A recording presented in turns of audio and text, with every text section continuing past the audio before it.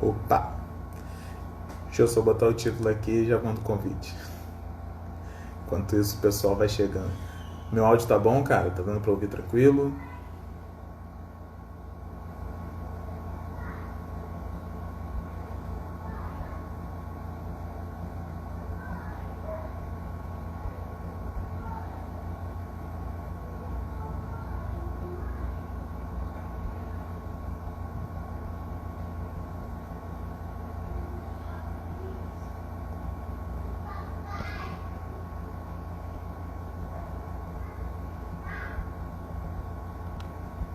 Show!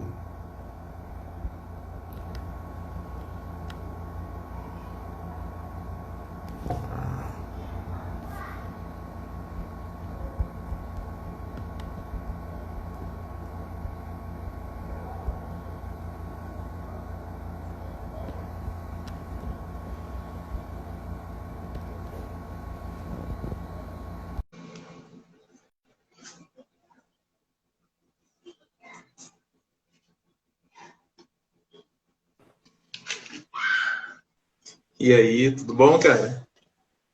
E aí, irmão, tranquilo? Como é que você tá? Tudo bem, graças a Deus. E você? Boa, tudo tranquilo, graças a Deus, cara. Show de bola, Certinho. cara. Esperar o pessoal chegar aqui um pouquinho. Claro, tamo junto. Tomar E uma aí, como é que aguinha. tem sido esse... Isso aí é importante. Como é que tem sido esse período aí de quarentena, cara? Pô, cara, eu dei sorte nessa quarentena porque minha carreira, graças a Deus, é uma carreira baseada na internet, né? Então, eu dou aula de inglês pelo Skype e pelo WhatsApp. Então, pra mim, não mudou Cenário nada. ideal. Profissionalmente, tá tudo tranquilo, graças a Deus.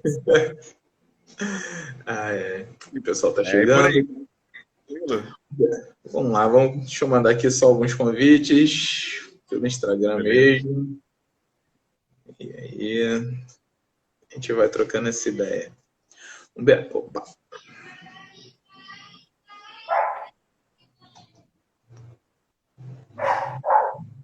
vamos lá.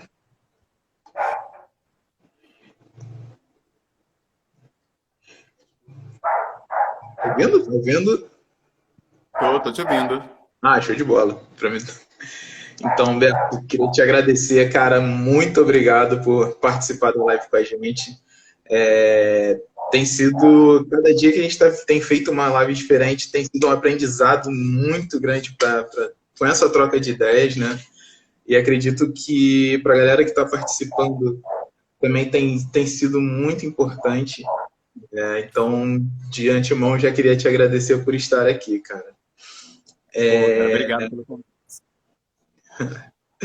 Então, cara, eu queria que você se apresentasse para o pessoal que está aqui. Acredito que a galera que esteja aqui agora já te conhece, né? Porque a maioria novas pessoas estão aparecendo aqui, mas para ficar registrado que a gente está gravando também, então eu queria que você se apresentasse um pouco. Com certeza. Bom, eu sou Humberto Baltar, né? Eu sou professor de inglês no Rio de Janeiro, dou aula na prefeitura já há bastante tempo e dou aula de inglês também online, né? Pelo WhatsApp, pelo Skype. E o que me fez ficar mais conhecido foi quando eu descobri que seria pai. E aí perguntei na internet, né? Quem conhecia um pai preto presente para me apresentar? E aí vários pais surgiram, deram a ideia da gente fazer um grupo no WhatsApp. Esse grupo foi crescendo, se tornou um coletivo, as mães entraram. E aí nisso a coisa foi avançando e hoje a gente estava fazendo eventos, fazendo workshop, até Provou?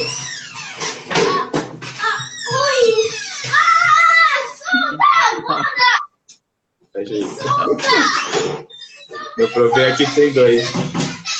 ah, isso aí. Deu uma travada aqui, cara. Pode continuar. Voltou? Então é isso, cara. Desde quando a gente formou o coletivo, a coisa foi avançando com a chegada das mães, né, pretas.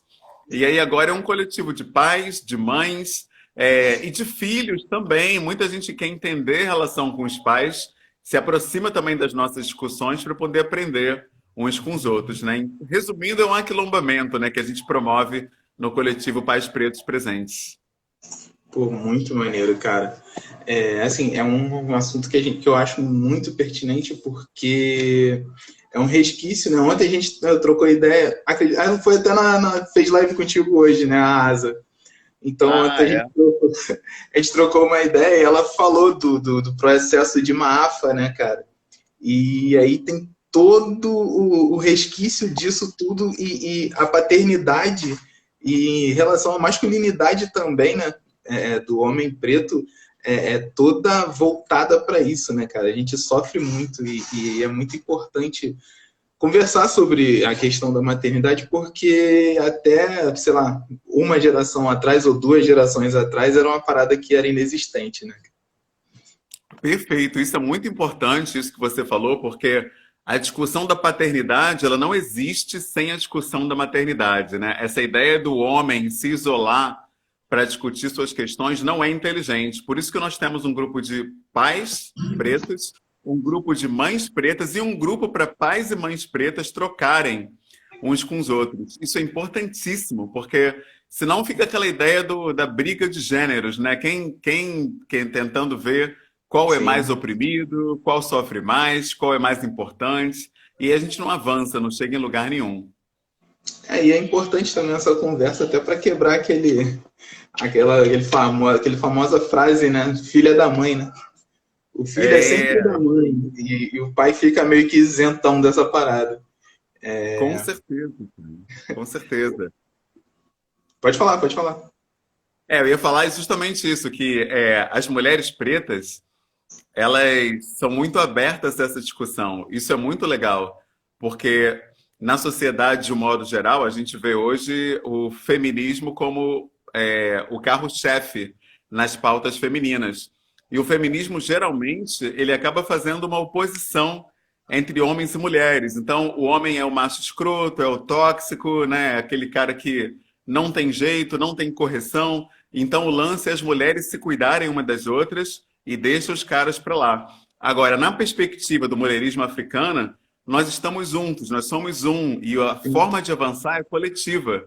Então, eu achei incrível essa ideia, porque eu não conhecia, e quando eu tive contato e conheci mulheres como Catiúcia Ribeiro, Asa Nigeri, Morena Mariá, Aninha Urace, tanta gente incrível que se abre para a gente com textos, rodas, né, de discussão. Sim. O ciclo mulherista africana, que a ASA promove, por exemplo, sempre foi aberto, né, para os homens. E muitas rodas feministas, por exemplo, o cara não pode chegar. E se chegar, tem que ficar quieto e já está errado calado, né? Então, outra perspectiva. Então, eu acredito que o mulherismo africano ele permite que a gente cresça muito mais enquanto povo, enquanto coletivo. Eu, pelo menos, enquanto homem, eu me vi me transformar através da atuação das irmãs, assim, sabe, dos textos e de toda essa troca entre nós. Eu acho que isso é importantíssimo. Sim.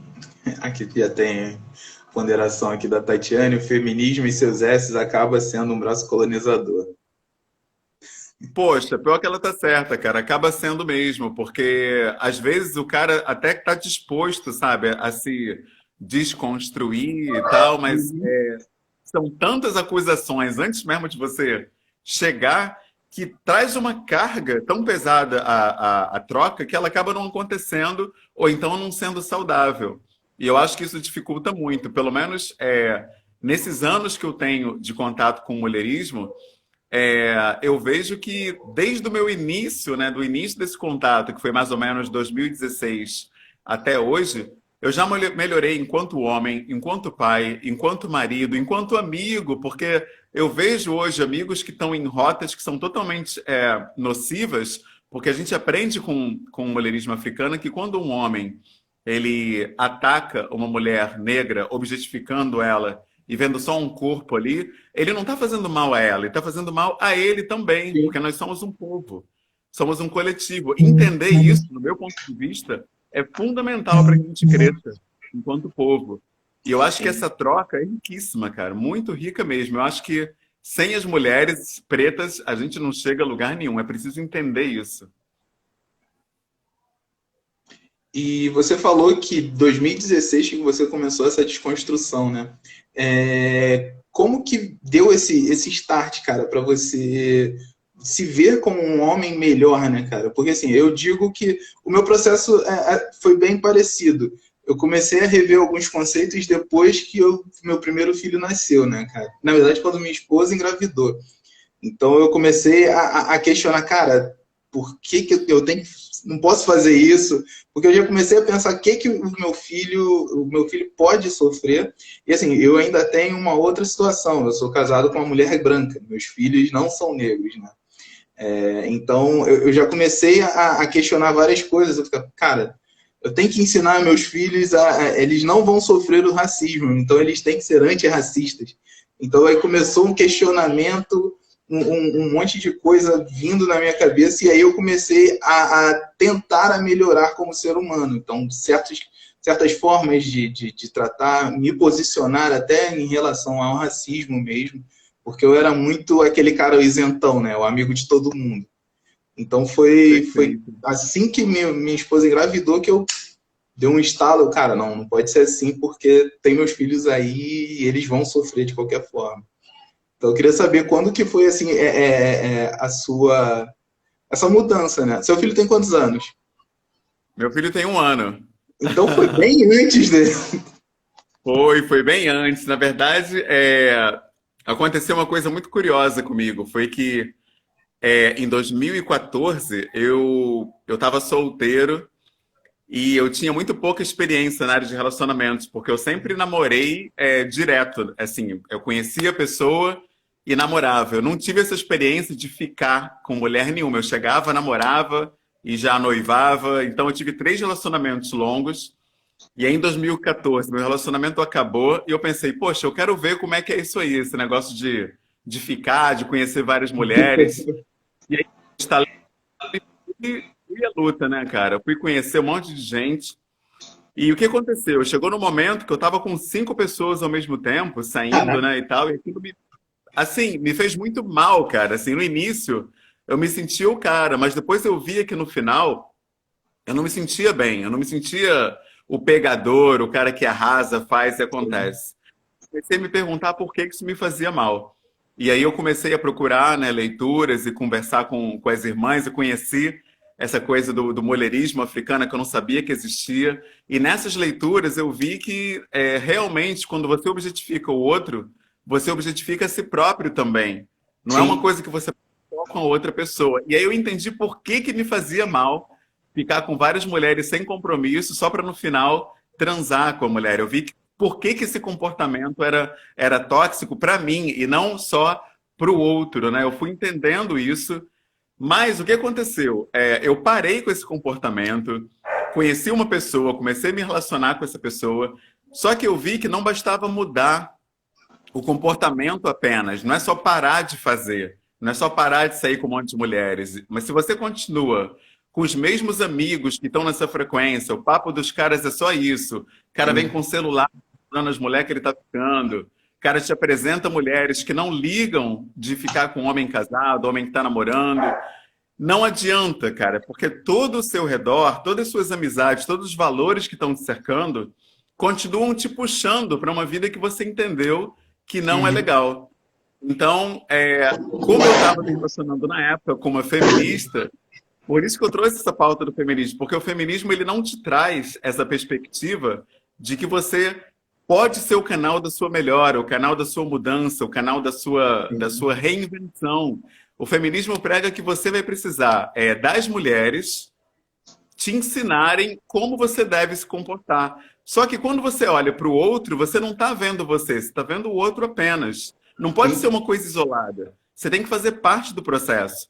E aí, quando eu fiz isso, eu me propus a isso, em conjunto, né, que foi quando eu conheci a minha esposa, em 2016, a gente namorando, eu falei, caramba, que mulher incrível, mas eu não quero levar nada disso que eu percebi que é tóxico, porque isso vai atrapalhar em toda a minha família. Eu entendi, cara, que se você for um cara que não trai, sabe, um cara que não vê pornografia, um cara que não tem papo, conversa torta, né, com outras mulheres, mas você Uhum. está rodeado de pessoas que fazem isso, não adianta, porque você não muda.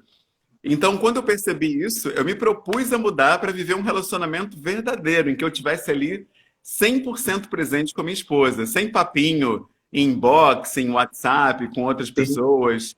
Rompi com essas mulheres que eu conhecia antes, que eu saía, sabe? Eu cortei mesmo para me propor, de fato, a viver uma família. Sem isso, sem esse rompimento, essa ruptura, eu acho que, infelizmente, um homem não consegue, cara, ser um marido presente, um pai presente para o filho dele, porque ele vai viver dividido com as questões e com as coisas que essa sociedade oferecem para a gente desde pequeno, né? Que ser homem é pegar um monte de mulher, ser homem é não valorizar a mulher, porque se você valoriza, você é um otário, né? O cara que Sim. eles chamam até de leão de chácara, né? Aquele leão que fica só ali, sem dente, não faz nada. Você meio que se aposenta quando você entra num relacionamento sério. Até os amigos brincam quando você se casam, falam, ih, game over, né? Esse aí tá fora Game do jogo, over. né? Pois é, a sociedade Faleceu. coloca a ideia de que a gente meio que morre para a masculinidade quando se casa. E são essas questões que eu percebi que eu teria que me libertar. E aí que entra a fala do mulherismo africana que me contempla, que diz que o segredo é você romper com o Ocidente. É muito maior do que romper com o Sim. machismo. É muito maior do que isso. É uma coisa que tem a ver com paradigma mesmo. Como que você enxerga a realidade. E à medida que eu fiz isso, cara, que eu rompi com esses caras, assim, que não que traem direto, sabe? Não valorizam as namoradas, as esposas, e foquei numa galera que está buscando a mesma coisa que é uma família afrocentrada, onde tenha valores eternos, princípios, sabe, que vão guiar a nossa família. Aí a Sim. coisa de fato começou a caminhar. E foi incrível, cara, porque desde do início do meu namoro, eu já sabia que a Tainá ia ser minha esposa, ia ser a mãe dos meus filhos, porque eu sabia que eu estava pronto de verdade para isso. Não foi uma coisa assim de loteria, sabe? Um tiro no Uhum. escuro.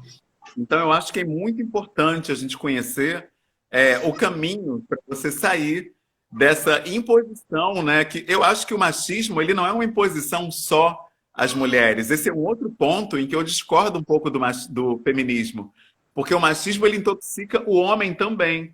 Você achando que a mulher é para você transar, para você sair, fazer e acontecer, isso interfere diretamente na tua percepção de como ser humano mesmo, né? E aí interfere até na paternidade. Porque, por exemplo, se o homem é o cara machão que faz e acontece, como é que um pai vai dizer para o filho que ama ele, vai fazer uma carícia nele, vai brincar com ele, principalmente se for um menino, né, que é o meu caso. O Uhum. Apolo é um menino. Poxa, a gente não vê na sociedade a ideia de que você deve acariciar menino, beijar menino, dizer eu te amo para menino. Uma das coisas que tornou o presidente famoso foi isso, que ele disse que nunca falou eu te amo para um filho, porque isso não se fala para um homem. Olha só o É. exemplo, né, que a gente tem, né, para o país, né, para a nação. Então, essa é a ideia de masculinidade que o machismo imprime. Então, se isso é bom para o homem, eu realmente não consigo ver. Sabe, Sim. quando uma fala que o homem preto também se beneficia do patriarcado e que ele está gozando de benefícios e privilégios, eu realmente não me vejo nessa posição de privilegiado sob perspectiva alguma.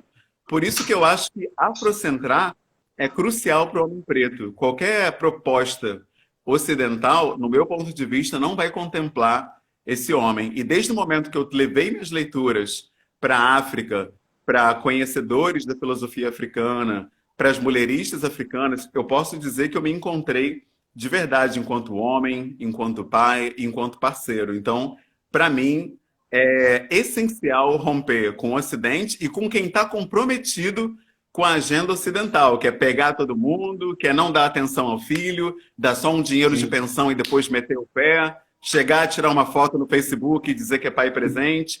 Essa galera Famoso não pai dá de para ter selfie. nem amizade, cara. Tem que romper mesmo. A não ser que a pessoa esteja minimamente disposta a te ouvir, a tentar entender como você está vivendo. Aí você consegue trazer essa pessoa para o modelo que você está buscando, né? Modelo de paternidade, modelo de casamento e assim por Uhum. diante.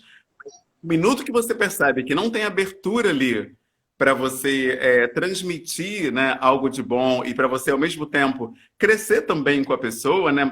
A pessoa só quer ela própria trazer a agenda dela repleta de branquitude, eu acho que é essencial, cara, se afastar, porque senão teu casamento vai ter data de validade. Pelo menos é o que eu tenho visto. Opa, travou? Não, tá de boa aqui. Ah, tá. E assim, é interessante o que você falou, pegando por esse ponto de vista do movimento das mulheristas, né? Que foi até uma outra fala da Asa ontem, que a gente tem resquícios, né, de algumas coisas do passado. E me veio logo na mente a questão disso, que você falou, que é muito do Ocidente o cara ser o pegador, você já condicionar o teu filho, ah, não, esse daí vai ser o terror, vai pegar todo mundo. Mas uma coisa que eu sempre escutei da minha mãe era assim, cara, não faça com a menina que você está aquilo que você não queria que fizessem comigo e com a sua avó. Então, aí você vê o lance mesmo que de forma inconsciente, aquele sentimento de comunidade, né, cara? Que é até uma frase aqui da Tatiane, que ela colocou aqui. Um dos pontos que considero mais interessantes é o fortalecimento da família para a reconstrução do povo preto. Família a partir de uma visão de comunidade, e não daquele núcleo privado. Posso estar até falando uma besteira, mas acho que isso lembra muito aquele lance do Ubuntu, né, cara?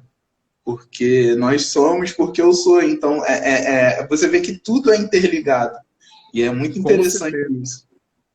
A história da minha vida, eu acho que dá para resumir. Se me pedissem para resumir a minha vida em uma palavra, eu pegaria essa palavra, Ubuntu, porque eu realmente sou porque nós somos. Tudo na minha vida, cara, veio pela coletividade. A minha carreira foi a minha família que me colocou num curso de inglês, que fortaleceu ali enquanto eu estava na faculdade, para eu não precisar trabalhar e conseguir fazer bem a minha faculdade.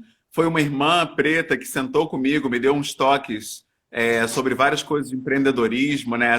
Essa coisa, por exemplo, que está na moda agora, o tal do bootcamp, de você fazer marketing por e-mail, né? E de você espalhar para várias pessoas e tal.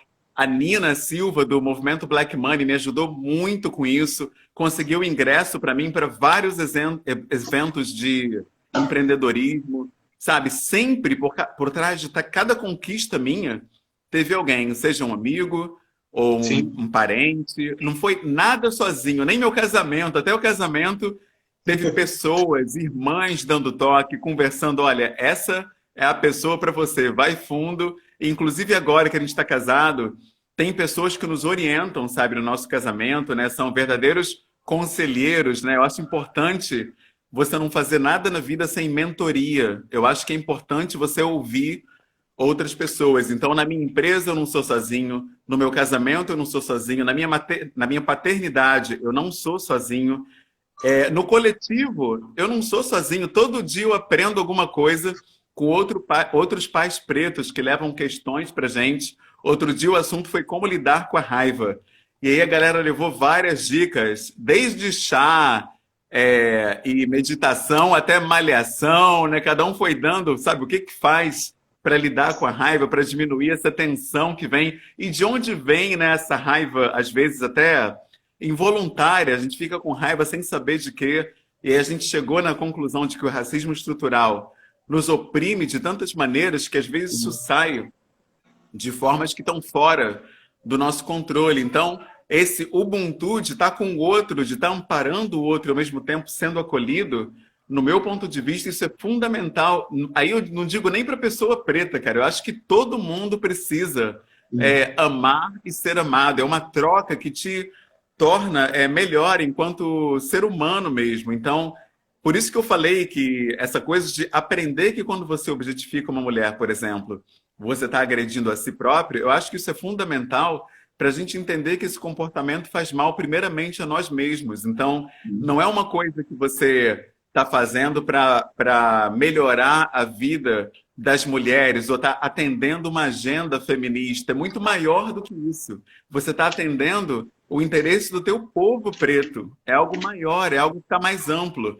Por exemplo, se eu tenho uma mentalidade assim, de objetificar, sair com mulheres, trair, como é que eu vou passar valores para o meu filho, né? Como é que eu vou tornar ele um homem que valoriza as mulheres, né? As mulheres negras, as mulheres brancas, enfim, todo mundo. Porque eu tive um pai que ele foi muito presente na parte financeira. Eu tive de tudo: bicicleta, videogame, roupas, tênis. Mas nessa parte do afeto, justamente por estar contaminado com esse discurso branco, né, de que o homem é só provedor, o meu pai era um cara que dava as coisas, mas ele não dava o abraço, não dava um conselho, não falava comigo sobre as minhas emoções, meus medos, ansiedades, angústias. Era como se eu não tivesse nada disso.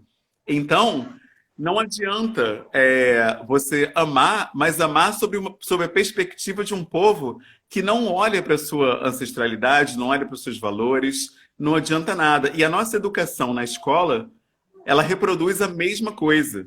Os mesmos valores são passados na escola. Você não tem nem 10 anos de idade, já tem tia, já tem professor, às vezes perguntando se você já tem namoradinha na escola, quantas namoradinhas você tem na escola. Caramba, como é que um menino de 8 anos, cara, vai ter namoradinhas no plural?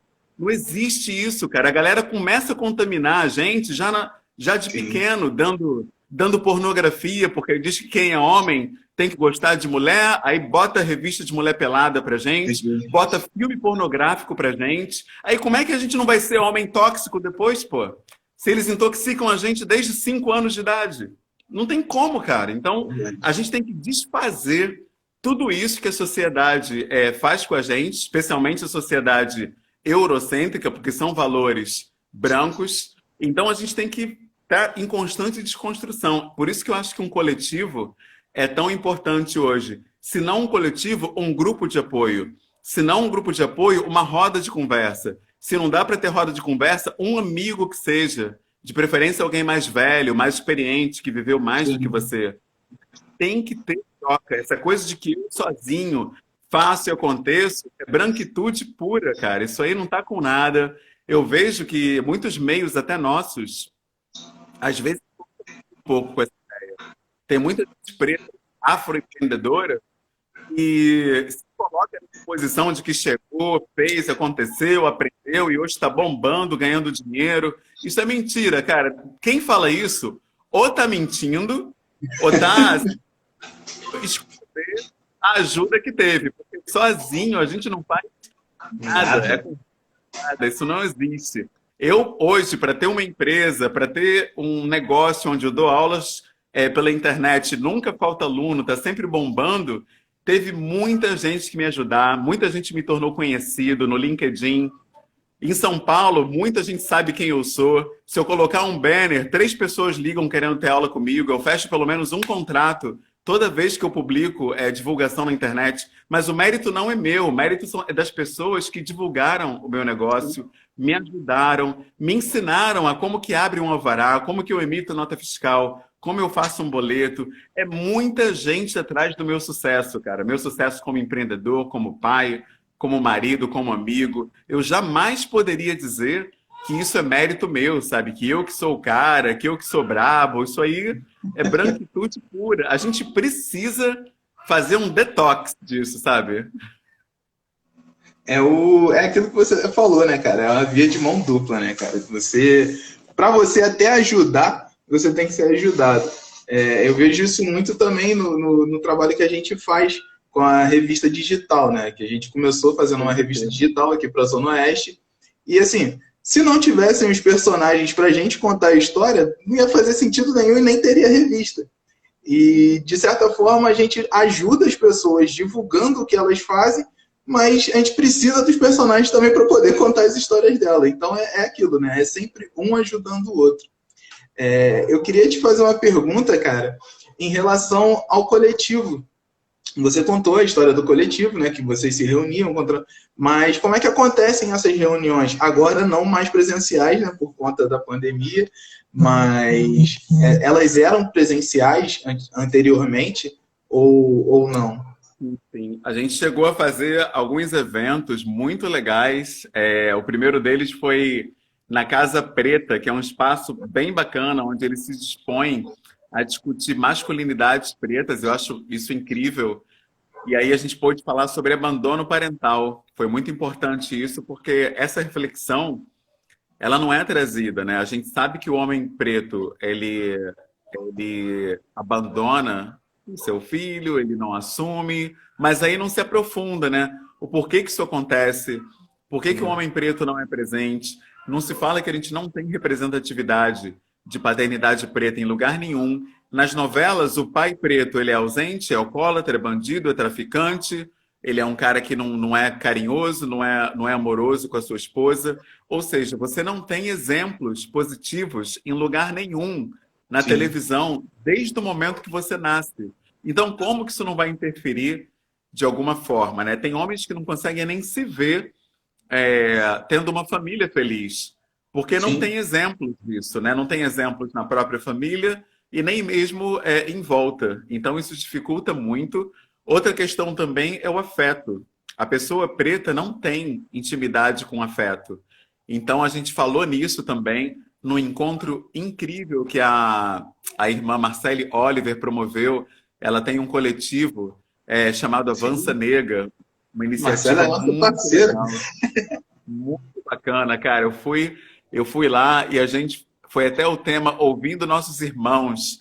Foi incrível porque confirmou isso que eu estou falando, que a gente cresce na troca.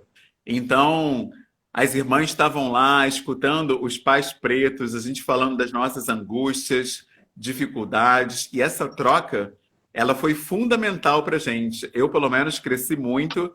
E teve um outro evento também falando sobre a afetividade das mães solo. Eu fui com a minha esposa, ela falou bastante sobre a experiência da mulher também, nesse cenário, e eu vejo que é isso que faz a gente crescer. Esses eventos em que a gente vai e as pessoas veem que o pai preto, ele existe, ele está aqui, o pai preto presente também. Porque eu saio com a minha esposa, a gente vai, por exemplo, no posto de saúde ou no médico, o que for. As pessoas só falam com ela. As pessoas olham Sim. para ela e perguntam: qual é a idade dele? Qual é a altura? Qual é o peso? Ele está tomando algum remédio? Uma alergia? Parece que eu nem tô ali, cara. O pai Eu sei o preto é que é isso. invisível. É incrível, cara. O nego não te vê. Eu acho que pensam que eu sou um irmão dela ou um cara que foi ali ajudar, dar uma força. Ou até Como mesmo se se eles te veem como pai, mas não esquentam, né? exatamente. Acontece A direto. gente não tem, a gente não é visto, a gente não é reconhecido. Sim. Então, isso também me estimulou a criação desse coletivo, né? Pai Preto Presente, para a galera ver que a gente está presente, sim. A gente está aqui, a gente está falando das nossas questões, nossos sentimentos, das nossas aflições. Eu acho que a gente tem que estar gritando mesmo, falando. E essas lives, elas ajudam muito nisso. É por isso que toda live que eu faço, eu gravo, jogo no YouTube, jogo no Instagram, jogo no Twitter, jogo tudo quanto é canto, para as pessoas verem a gente. Até no LinkedIn, que é uma coisa profissional, eu estou divulgando as lives, porque eu acho que é uma tentativa constante da branquitude de apagar o homem negro. E se a Sim. gente não tiver uma contraproposta, uma contranarrativa, em que a gente dispute essa narrativa do nosso lugar, a gente de fato é apagado. Então é muito importante que a gente se mostre de todas as formas possíveis. Eu sempre estou presente em tudo, cara. Na área profissional, então, não tem um evento que envolva inglês que eu não tento estar presente. Eu estava no Rio Mais 20 como intérprete, na Olimpíada apareceu o trabalho para mim. Qualquer evento que surja, eu tento estar lá para as pessoas me verem mesmo, olhar e ver a minha pessoa, porque isso só, por si só, já é uma forma de ativismo. Porque as Sim. pessoas estão vendo que tem ali um homem que é preto, que é pai, que é presente, que está trabalhando, que tem a sua dignidade, está lutando para que esse reconhecimento seja constante. Então, eu acho que a gente deve, mesmo que não seja, sabe, influenciador, não seja criador de conteúdo, cara, é só você ligar uma câmera, apontar para você, você já é criador de conteúdo, não Sim. tem isso. Então, a gente deve botar a cara sim, deve falar das nossas demandas, sentimentos, sabe? Se expor também, porque quando eu me coloco aqui, pode vir uma pessoa aqui nos comentários e falar alguma coisa, e estamos aqui, estamos ao vivo, e é isso mesmo, cara, tem que botar a cara a tapa, né? Não tem jeito. Eu acho que talvez esse seja um medo, né, de muita gente, né? O medo de se expor, mas não tem jeito, cara. Se a gente não fizer uma contranarrativa, a narrativa que prevalece é a da maioria. E aí não tem jeito, a gente Confesso vai que esse perder. era um dos nossos medos também. A gente sempre postou muita coisa, mas na hora de jogar, botar a cara na câmera, a gente relutou pra caramba. Eu ainda confesso que eu ainda dou uma tremida em toda live, cara. É bizarro. É muito estranho isso, cara. Ainda não me Mas, acostumei. Então é muito mas eu necessário. também, cara. Eu sou professor há 20 anos e toda vez que eu pego uma primeira turma, eu chego também com a perna tremendo. Caramba, e essa turma, será que vão gostar de mim? Será que vai dar certo? Como é que vai ser isso? Né? Cheio de ansiedades, né? De receios. Eu acho que é do jogo, faz parte, né?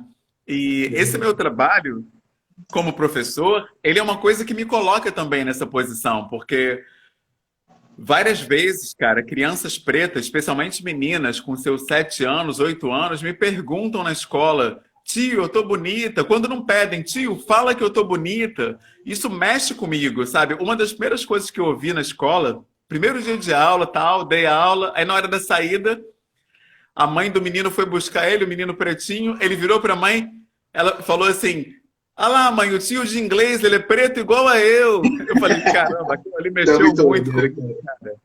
Pô, aquilo ali, porque as pessoas não têm representatividade, cara. Então, por isso que eu falo que só de estar em pé num lugar, só de estar ali sendo visto, a gente já está dando um recado. E eu vejo que isso é verdade, porque quando eu chego com a minha esposa, seja num restaurante, seja num teatro, seja num hotel, no que for com o nosso filho, as pessoas veem uma família preta e se chocam. Então, como elas se chocam, eu percebo que de fato a gente está rompendo com alguma coisa, porque senão seria natural para eles ver uma família preta. E Sim. como não é, significa que não tem famílias pretas ocupando diversos espaços. Então, eu acho que a gente deve sim mostrar o nosso lugar, de ver o que nós viemos, criar sim um desconforto em quem não quer a nossa presença. Por isso que eu não concordo com a galera que fala que a gente tem que estar só no Quilombo, só onde tem preto, só em Uhum. Madureira. Cara, eu gosto de Madureira, tô sempre lá, mas vou também para o Metropolitano, sabe? Shopping, vou para o Balada Mix, vou para um restaurante caro, vou para um teatro de poder acessível, aquisitivo um pouco maior, se a peça for interessante, é claro. Eu acho que a gente tem que estar em toda parte, onde a gente quiser. Essa história de que a gente tem que ficar no gueto, eu acho que é tudo que a branquitude quer, sabe? Que a gente suma da Justamente. vista dele e não apareça. Isso aí é o Justamente. sonho dos caras, é a gente não ser visto, sabe? Então, eu acho que a gente tem que lutar sim. Nas empresas multinacionais onde eu dou aula, eu sou muitas vezes, infelizmente, a única pessoa preta que não está varrendo, que não está servindo, ou que não está fazendo a segurança do ao mesmo tempo que é doloroso, eu percebo que isso é uma missão, né? Tem que estar ali, tem que fazer, porque senão fica todo mundo nessa de, ah, não, lá é lugar de racista, ninguém me quer lá, vão ficar me olhando torto. E aí nisso, cara, a mensagem que eu vou dar para as pessoas fugindo desses lugares é que a gente realmente deve ficar, sabe, no nosso cantinho, ali, porque ali a gente está mais seguro. E eu acho que por aí a gente não vai chegar muito longe. Eu não quero deixar essa mensagem para o meu filho, sabe? Eu penso muito nisso, em que eu estou passando para o meu filho a cada dia. Uma coisa bacana que meu filho tem, que eu não tive, é ver meus pais se beijando todo dia. Ele vê os pais dele se beijando, dizendo que se amam, se abraçando. Eu acho que isso é um legado incrível, cara. Meu filho tem 1 ano só e tem várias coisas que eu não tive. Ele tem um quarto dele, ele tem os pais dele em casa, ele tem pais amorosos, sabe, que estão ali juntos. A minha mãe trabalhava tanto que ela não tinha nem tempo de chegar e fazer um carinho. Filho, você é lindo, te amo. Não dava, cara, porque ela era empregada doméstica, ficava o dia inteiro dando duros, fim do dia, pô, coluna destruída, ela só queria descansar, cara, sabe? E eu não posso nem, eu não tenho nem o direito de cobrar esse afeto que não tive, porque ela não teve nem dos pais dela também para passar para mim, Sim, né? sim. A gente não dá o que não teve. Então, o meu filho já está crescendo com afeto, está crescendo com atenção, crescendo com amor, com pais amorosos. Eu acho que isso já é um legado tremendo, sabe? E indo muito além da questão de ter um quarto, uma casa boa, com uma casa com piscina, cachorro e tal, coisa e tal, ter afeto é muito mais importante, ter presença é muito mais importante. Eu acho que quando a gente faz isso, quando a gente dá a nossa ascendência, aquilo que a nossa que a gente não pôde ter, sabe? Quando a gente passa para os outros algo que a gente aprendeu de bom, de bacana, a gente já está fazendo um trabalho muito importante. É isso que a gente tenta passar através do coletivo Pais Pretos Presentes. Eu acho que esse que é o recado principal que a gente tenta dar. E assim, é maneiro porque o que você falou, a tua história, eu tiro também de exemplo da minha, só que eu já sou a outra geração, né? Eu posso me comparar com a geração do teu filho, porque eu tenho meus pais presentes, assim, meu pai, cara, é até engraçado porque o meu pai e meus tios, às vezes a gente se encontra na rua, tem que beijar no rosto, chega, abraça, beija, e gera uma estranheza. As pessoas olham assim, caraca, os caras grandão, assim, se beijando e tal. E assim, meu pai, o que meu pai sempre disse pra gente é o que você está dizendo hoje. Meu pai perdeu o pai dele com 10 anos, e então a referência masculina que ele teve, assim, muito deturpada, foram os meus tios. Então ele sempre botou muito isso pra mim e pro meu irmão. Cara, o que eu não tive, eu não vou deixar que aconteça com vocês. Então, meu pai nunca teve esse lance de, não vou beijar. Meu pai beija mesmo, abraça. E, assim, é uma coisa que eu já levo para os meus filhos também. É uma parada que, assim, todo dia eu falo para eles, te amo. Eles falam para mim, te amo, papai. O meu pai, ele, até hoje, meu irmão tem, 27 anos, mora com eles ainda. Minha mãe fala que toda vez que meu pai sai para trabalhar, meu pai ele tem que ir lá para dar um beijo no meu irmão. E quando eu não era casado, era a mesma coisa. Às vezes ele acordava a gente de madrugada para dar um beijo na gente. Então, assim, eu acho que é muito importante ter isso, porque é o legado, né, cara? Aquilo que meu pai fez para mim, então, são coisas boas que eu aprendi. Hoje em dia eu aplico com os meus filhos e, assim, vai passando para frente. Uma outra coisa que você falou muito interessante é a questão da falta de afeto, que é uma outra coisa que eu vejo também de algumas pessoas da minha família, que tem essa característica de não beijar, de não abraçar, e algumas... meu pai até entrou agora, Valcir Pinheiro. Tô falando de tudo, pai. E assim, tem muita gente que tem... A minha avó, ela demonstra o amor dela de uma outra forma. A avó tem 101 anos, só que ela nunca foi disso ela foi muito séria, muito sisuda, e foi por conta das porradas que ela tomou da vida, né, cara? E isso conta muito também. Então eu acho que é uma questão de evolução. A gente está sempre evoluindo para poder fazer o melhor, né, cara? Ver o que errou anteriormente para poder botar em prática hoje em dia. Com certeza. Por isso que esse assunto, né, das masculinidades é tão importante, né? O que é papel de homem, né? Especialmente quando o cara é pai de menina e o cara não quer falar de maquiagem, não quer fazer o cabelo da menina, não quer prender o cabelo, não quer pentear, não quer fazer nada do universo feminino porque ele é homem. E o pai de menino não quer beijar, não quer dizer eu te amo, não quer dar um afago, fazer um cafuné. Não dá, cara. A pessoa tem que abrir a cabeça, sair dessa. Isso é branquitude pura, sabe? A nossa ancestralidade não tem essa questão. Travou. A gente... Voltou? Voltou agora. Voltou, né?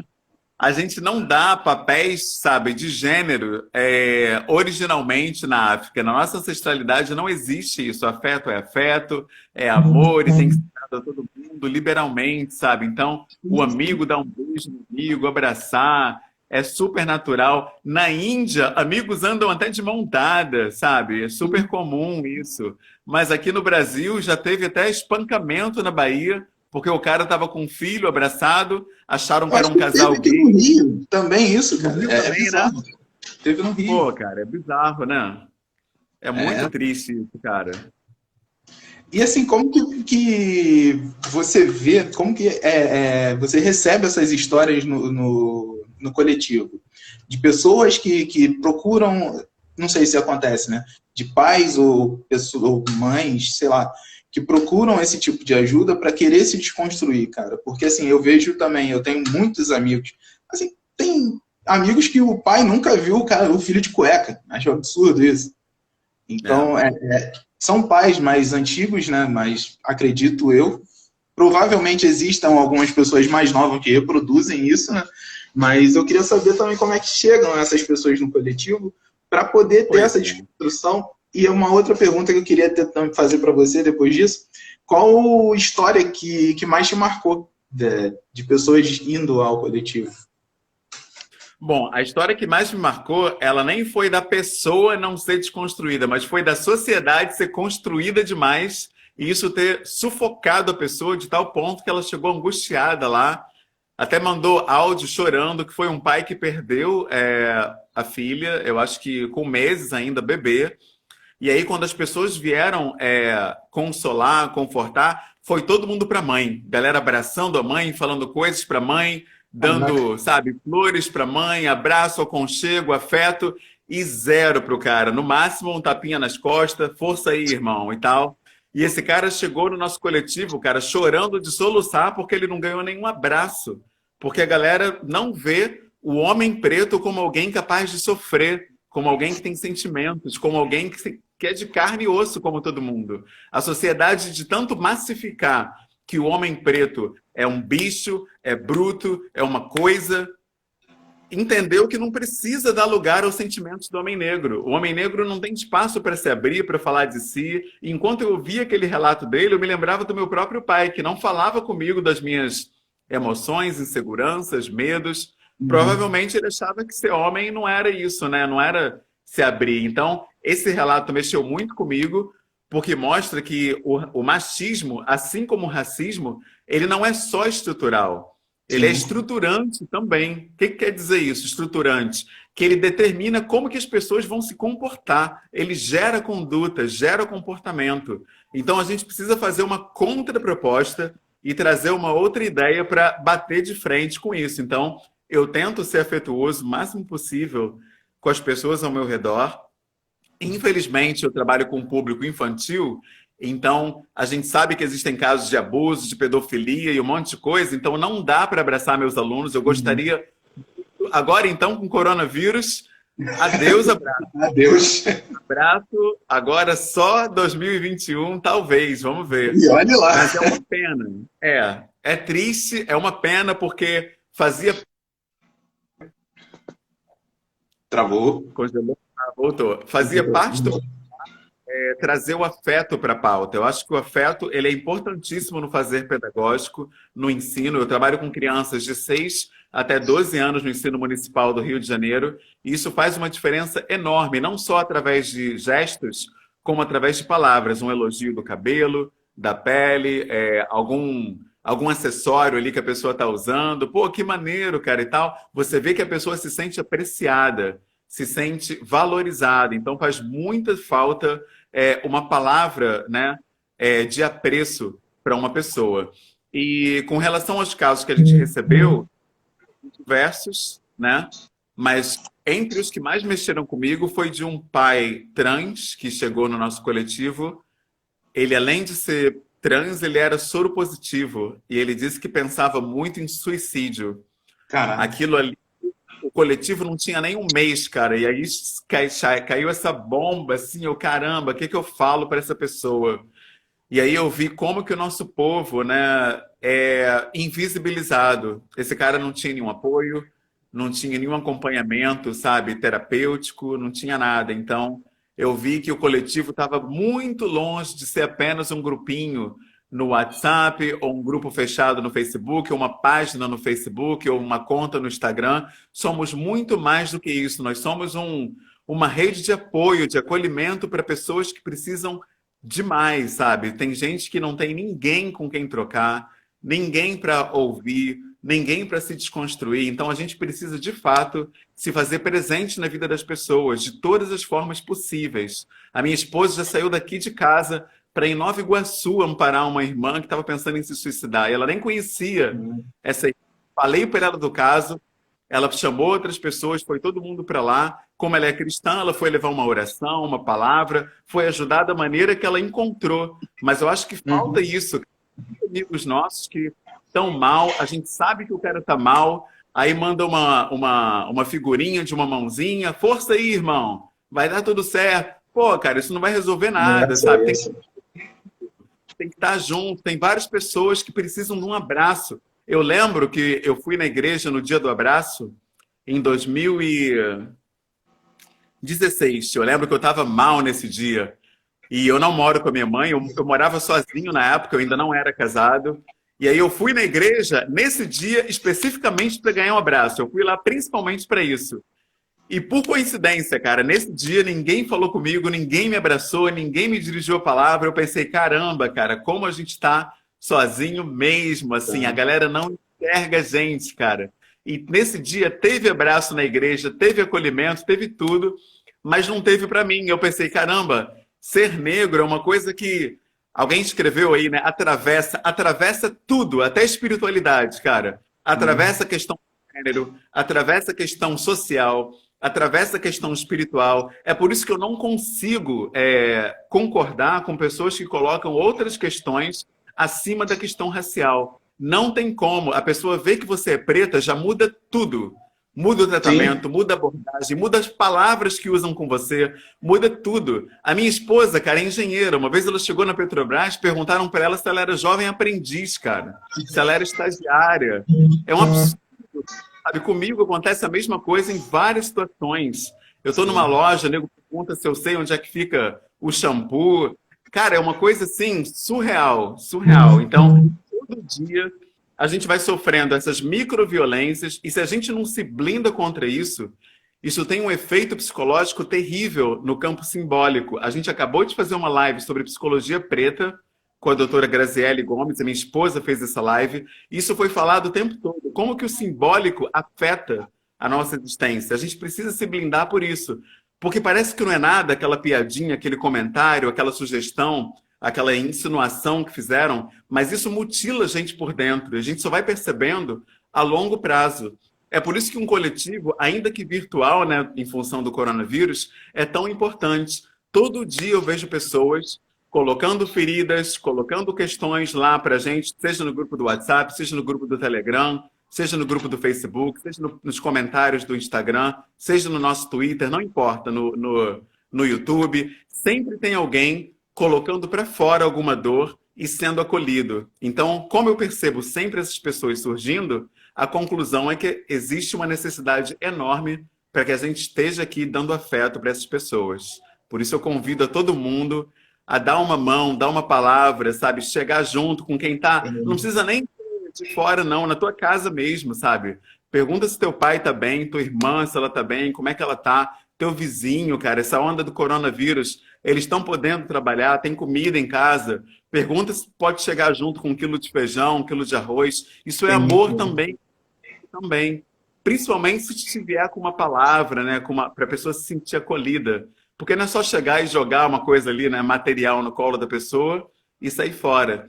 Você tem que mostrar um apreço verdadeiro. Nosso povo carece muito disso.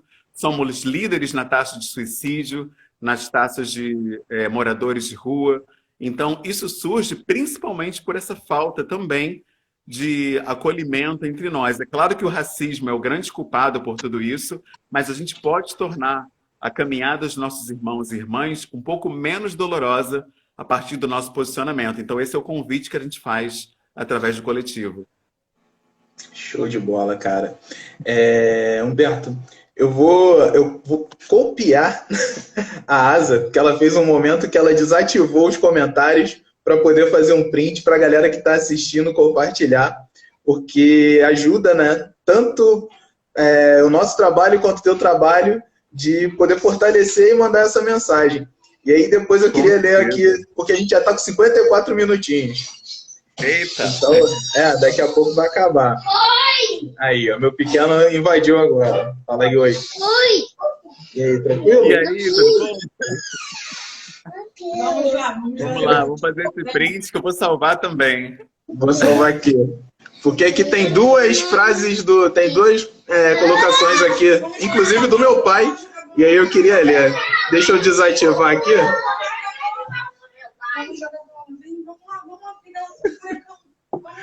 Deixa eu fazer aí, momento do print. Quem quiser printar, gente, e compartilhar, marcando a gente no Stories, por favor, fique à vontade. Perfeito, já fiz o meu print aqui. Show de bola, também fiz. Tem 2 comentários aqui. Tem 2 não, tem alguns comentários. 2 deles são do meu pai.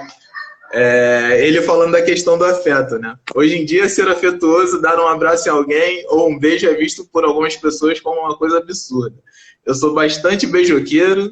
Agora, por conta dessa pandemia, eu tenho que me conter. E realmente, meu pai se você sair com ele na rua, demora 1 hora de uma esquina a outra. Ele e minha mãe, cara, é bizarro. Aqui ele botou também. Isso é uma questão cultural. Bom ter vocês falando sobre para mostrar para os jovens, principalmente os pretos, que isso pode mudar. É isso aí, papai. É cultural mesmo. Por isso que a gente tem que romper, porque é cultural. Cultural de onde? Da cultura de quem? Isso tem uma gente. Essa cultura é branca, essa cultura é europeia, essa cultura não olha para a ancestralidade africana. É preciso entender isso, porque muitas pessoas, até pretas, falam: caramba, vocês racializam tudo, só falam de racismo. Claro, pô, porque está racializado. A cultura dominante é branca, não tem como não racializar. E a partir do momento que você entende o lugar de onde vem isso, você começa a se entender e se libertar desse processo. Comigo, pelo menos, foi assim. Eu precisei entender de onde veio esse comportamento que eu tinha para eu parar de abusar das mulheres, para eu parar de ser um cara que achava que mulher era só para transar e depois sair fora, para eu parar de ser um cara que não via o afeto como importante, enfim, para eu aprender a falar das minhas emoções. Tem que se libertar desse padrão que imprimem na gente desde a nossa infância. E uma das formas de fazer isso é pelo aquilombamento, ouvindo os irmãos e irmãs. Por isso eu falo tanto, né, da importância da gente caminhar juntos enquanto irmãos. Cara, Humberto, tá acabando a nossa live, infelizmente. Deixa eu ver se tem aqui comentários de mais ninguém. Não tem mais comentários da galera, infelizmente. O pessoal se conteve aqui hoje. Cara, eu queria te agradecer muito por participar dessa live com a gente. Espero que seja a primeira de muitas, porque eu acho que é um assunto que a gente tem que conversar muito, muito mesmo, porque a questão de paternidade é uma coisa muito séria, cara. E assim, eu vejo muito... Tem um amigo meu que fala que existe muito pai de selfie, que é o cara que quer tirar só a foto com o filho e depois mete o pé. Então, acho muito importante a gente trazer essa discussão para que mude, né, cara, e melhore. Então, nós estamos aqui 1 minutinho, infelizmente. Queria que você falasse para a galera aí, com 1 minuto, desculpa, mas é o 1 minuto que a gente tem. Com certeza, eu quero deixar um convite para todo mundo. Acesse o link que está no nosso perfil do Instagram, que esse link você pode se cadastrar no nosso coletivo, sugerir pautas para a gente discutir e dar dicas de pessoas também para a gente entrevistar e conversar nas nossas lives. Estamos estudando o livro O Espírito da Intimidade, que fala sobre valores africanos, de família e de amizade. Estamos fazendo esse estudo no nosso grupo do Telegram. O link está no nosso perfil do Instagram. Então, acessa lá, se cadastra e vem crescer com a gente. Vamos discutir no domingo a nossa primeira aula. Vamos falar sobre o prefácio desse livro. Você é nosso convidado. Show de bola. Obrigado, cara. Também quero te convidar amanhã para assistir a live de amanhã, que a gente vai trocar ideia com a Débora Nascimento sobre aprimoramento e habilidades literárias. Ela é da editora Oriqui. Então, cara, muito obrigado novamente.